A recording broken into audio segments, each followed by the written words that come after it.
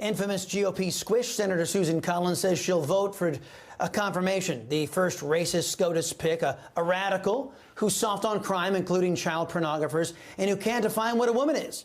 Ketanji Brown Jackson checks a lot of boxes except the qualified and constitutional boxes.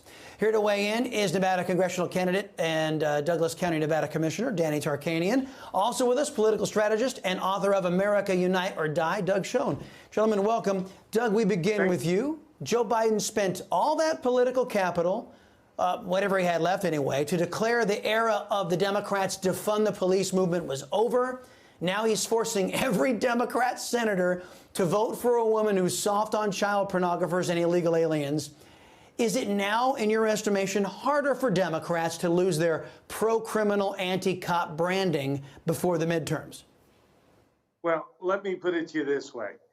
This choice doesn't help. I think the Biden budget does help, but the party is positioned so far to the left, Chris, and shows no signs of moving away from the Build Back Better agenda that I think, given the most recent poll data that I see, that it's going to be very difficult, if not impossible, for my party to reclaim its position before the midterms.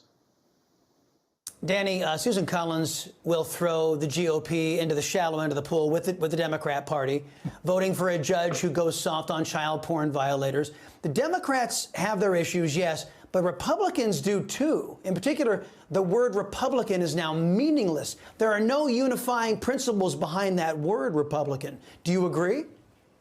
Yeah, absolutely. The Democrats are great at that. They stick together no matter what, no matter how outrageous or crazy their positions are. And it's always some Republicans that want to step out and say, hey, you know, I want to work across party lines, even though I've had the mud thrown on my face for the past 4 years, just so I can win some brownie points with some of my constituency. Now, Susan Collins is in a Democrat state, so she's obviously catering to some of those voters, but she certainly isn't standing on the principle of the Republican Party and the conservative agenda that it has.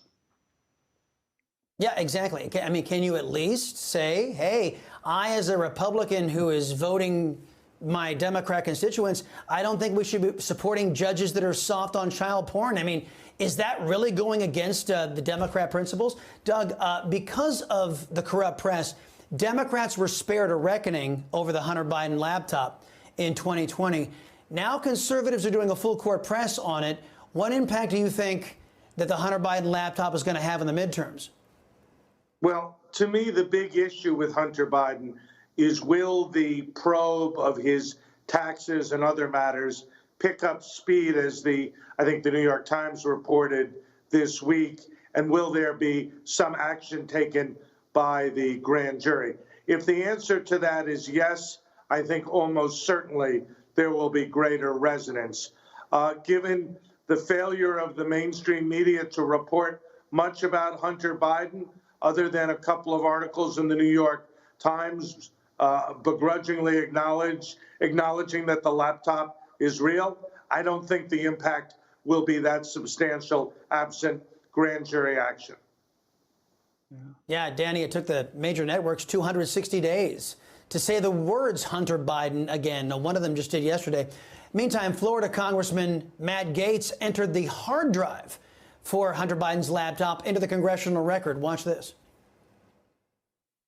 Gentleman is recognized. Thank you, Mr. Chairman. After a consultation with majority staff, I seek unanimous consent to enter into the record of this committee content from, files from, and copies from the Hunter Biden laptop. Without objection. Thank you.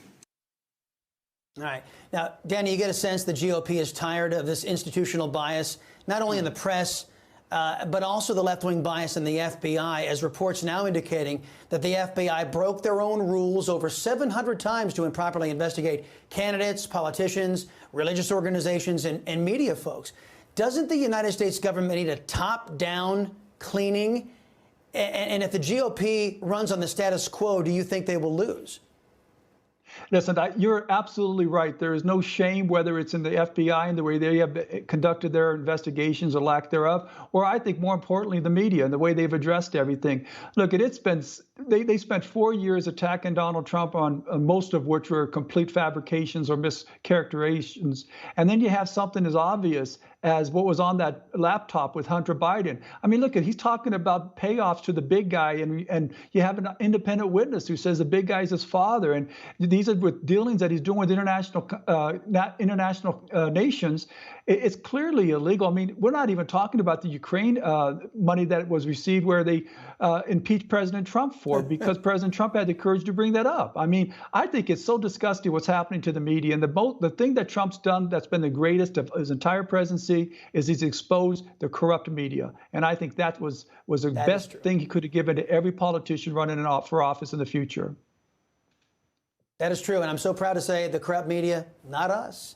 Doug Schoen, Danny Tarkanian, thank you, gentlemen. Appreciate the time. Still ahead.